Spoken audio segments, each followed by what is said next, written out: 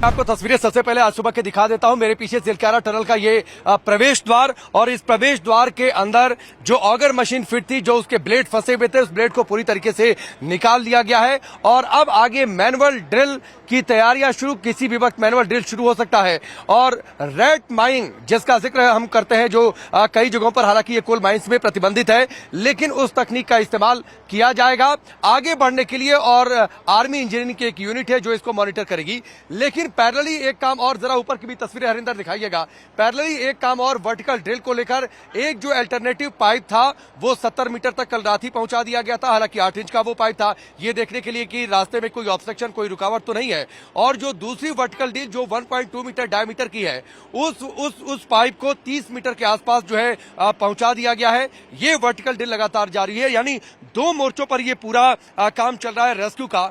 Manual drill के जरिए हम आगे बढ़े और साथ ही वर्टिकल ड्रिल जिस तरीके से शुरू किया गया था। और अच्छी बात है हिमांशु की, जो कंपन जिसकी हम बातचीत कर रहे थे, वो कंपन बहुत कम है, ना के बराबर है। रुक रुक कर बहुत सावधानी के साथ वर्टिकल ड्रिल के जरिए आगे बढ़ा जा रहा है। मैं एक छोटे से डिमोन्स्ट्रेशन के जरिए हिमांशु आपको पूरी तस्वीर समझाता हूं कि दरअसल मौके पर स्थिति क्या है। आप देखिए, ये एक बोतल है प्लास्टिक की, जिसे मैंने काट दिया है दोनों ओर से, यानी एक तरीके से ये सुरंग बन गई है। एक तरीके से ये सुरंग बन गई है। आप इस तरीके से समझिए, ये सिलक्यारा टनल का प्रवेश द्वार है, जैसा आप पीछे दिखाई आपको दे रहा है। दूसरा हिस्सा बड़कोट का है। दोनों ओर से सुरंग का निर्माण हो रहा था। इस बड़कोट साइड से सुरंग ज्यादा गहरी हो गई थी और यहां से हम 200 से 250 मीटर पहुंचते हैं तो ये हिस्सा, जहां पर मैंने कुछ लाल कागज के टुकड़े डाल रखे हुए हैं, यहां पर ये मलबा का हिस्सा गिरता है और 41 श्रमिक यहां पर फंस जाते हैं। जो सबसे अच्छी बात है कि यहां पर करीब 1.5 से 2 किलोमीटर का स्पेस उनके पास है, बिजली की सप्लाई है। अब देखिए, ये बड़कोट माफ करिएगा, सिलक्यारा साइड से यहां से ड्रिलिंग शुरू होती है। ये पाइप मान लीजिए, ये लकड़ी को पाइप मान लीजिए डाला जाता है।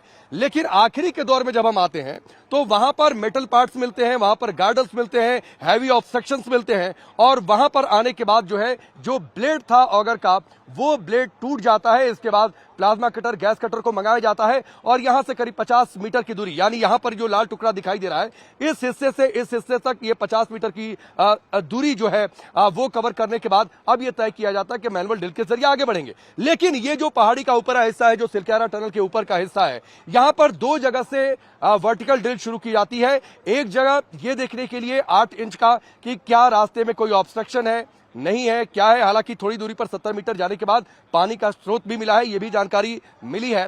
लेकिन 1.2 डायमीटर का यहां पर एक का वर्टिकल ड्रिल किया जा रहा है। जिस मशीन की, लाल रंग की मशीन की तस्वीरें हमने आपको दिखाई थी, उसके ड्रिलर्स के अलग अलग सेट हैं। अब ये देखिए, यहां से ये मान लीजिए ये पाइप है, ये छेद करते हुए हम अंदर जा रहे हैं।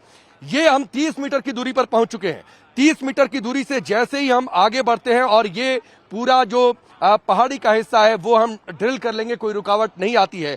तो आसानी से यहां से, अब मान लीजिए कि ये ड्रिल कंप्लीट हो गया, तो इस रास्ते से हम इस तरीके से आसानी से इसको अपलिफ्ट कर सकते हैं। तो ये एक तरीका है। ये दो मोर्चों पर काम चल रहा है हिमांशु।